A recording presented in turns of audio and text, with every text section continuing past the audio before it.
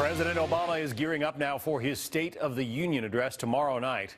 With his approval ratings seemingly on the upswing, the latest poll numbers showing nearly half of those surveyed approve of the job the president's doing, while 45% disapprove. This comes after Mr. Obama's re-election victory in November and recent showdowns over the debt and spending issues. So does it mean the president has some political momentum building here? Let's talk about it with Chris Wilson, a GOP pollster and former executive director of the Texas Republican Party. Andrew Bauman is a Democratic pollster and vice president of Greenberg Quinlan Rosner. Welcome to both of you.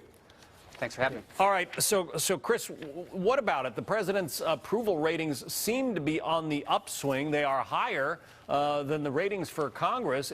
Does that suggest that he has the ability, maybe, or the license to just blast the Congress and Republicans in particular?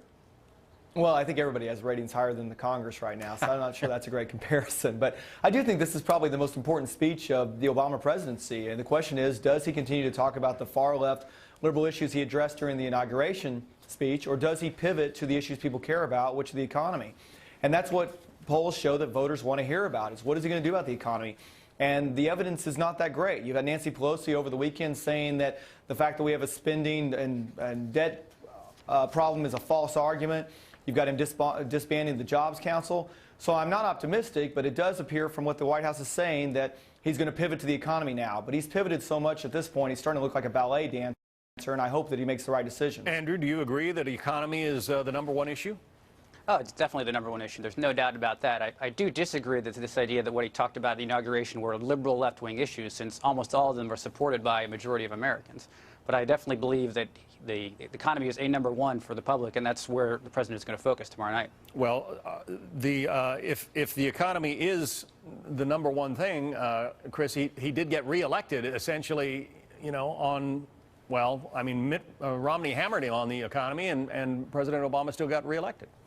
Well, he did. I don't know that he did a great job pointing out the challenges of the economy. And we saw the economy start to rebound, but half of Americans still believe we are in recession. And so this can kind of be the Nixon goes to China time for Obama. If he were to reach out to Republicans, he's got the credibility in his own party. That's where a large majority of his popularity comes from, is from within his own base. And there's nothing wrong with that. That's where it should come from. So does he reach out to Republicans? Does he try to solve the issue with the debt? Does he try to create changes in the way in which we are spending today that can stimulate the economy and create jobs? And he's the only one who can do that, and we'll find out what his approach is. If it's more of these poll-tested platitudes like he did in the inauguration, where he talked about gay rights, global warming, immigration, those things matter to a lot of voters, but not to everyone. What people are concerned about is the economy, and does he reach out on those? Does he try and cut spending? Does he try and cut the deficit? And if so, then I think it'll be a successful speech for him. Andrew, the president got what he wanted in terms of higher tax rates on, you know, the people he calls millionaires and billionaires, and Congress turned around and spent all of that money on one bill, the Sandy relief bill. So does he then push for higher taxes, more, you know, higher taxes on the wealthy in this country? Well, in the last 2 years, we've seen about $2.4 trillion of deficit reduction, 1.7 of that coming from spending cuts and 0.7 coming from tax increases on the wealthy.